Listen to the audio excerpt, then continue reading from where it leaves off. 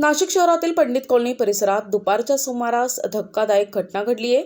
Shiba vada pav या खाद्यपदार्थ विक्री केंद्रात अचानकपणे 5 ते 6 तरुणांचा एक घोळका येऊन धुडगूस घातल्याची घटना समोर आली आहे। मिळालेल्या माहितीनुसार संबंधित तरुण सुरुवातीला दुकानाबाहेर काही वेळ थांबले होते। त्यानंतर त्यांनी हॉटेलमध्ये प्रवेश करून खाण्याची मागणी केली। हॉटेल मालकाने त्यांना बसण्यास सांगितले असता काही वेळातच या तरुणांनी आक्रमक पवित्रा घेत गोंधळ घालण्यास सुरुवात केली। यानंतर परिस्थिती अधिकच बिघडत गेली आणि या टोळीने हॉटेलमध्ये तोडफोड सुरू केली। यामध्ये हॉटेलमधील फ्रीज फोडण्यात आला, तसेच काउंटरवरील काचही फोडण्यात आली।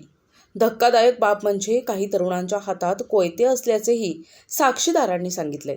या घटनेदरम्यान परिसरात पार्क केलेल्या वाहनांची देखील तोडफोड करण्यात आली। यामध्ये प्रवीण वसंत हिंगमिरे यांची वॅगनार कार नुकसानग्रस्त झाली, तसेच GS जाधव यांची टोयोटा कारही फोडण्यात आली आहे। घटनेची माहिती मिळताच पोलिसांनी तात्काळ घटनास्थळी धाव घेतली असून सरकारवाडा पोलीस ठाण्यात गुन्हा दाखल करण्याची प्रक्रिया सुरू आहे। ही संपूर्ण घटना दुपारी साधारण 12 ते 12:30 वाजेच्या दरम्यान घडल्याचं सांगितलं जाते। 6 जणांच्या हातात कोयते होते। 2 जण गाडीवर तिथे उभे होते कवठी झाडाजवळ।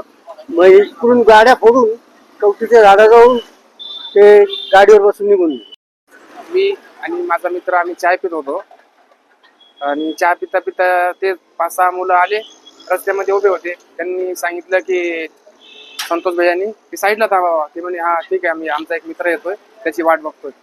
तर ते म्हणे टेबल सगळे रिकामे, तुम्ही बसून घ्या बाबा।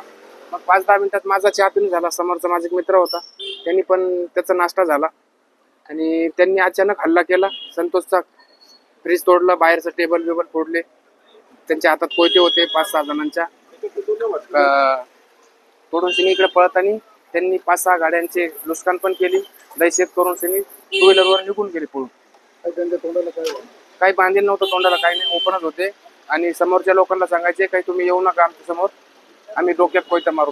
मी GM जाधव, माझं इथे सिद्धी पार्कला ऑफिस आहे आणि आम्हाला बाहेर जायचं होतं म्हणून मी ऑफिसच्या जवळच गाडी लावली आणि साधारण 12 वाजून काही मिनिटांनी खूप जोरात आवाज यायला लागले। म्हणून बाहेर येऊन पाहिलं तर लोक खूप जमलेले होते। म्हणून मी खाली आलो रस्त्यावर, तर पाहिलं तर माझ्याच गाडीला मारलेलं होतं।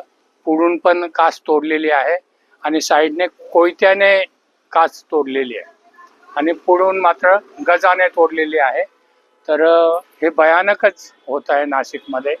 अशी संस्कृती नाशिकची नाही, पण तो आता याला आपल्याला तोंड द्यावं लागतंय। दिवसा अशा प्रकारची गुन्हेगारी घटना घडल्यामुळे नागरिकांमध्ये भीतीचं वातावरण निर्माण झालं असून नाशिकच्या संस्कृतीला हे शोभणारं नाही, अशी तीव्र प्रतिक्रिया स्थानिक नागरिकांकडून व्यक्त केली जात आहे।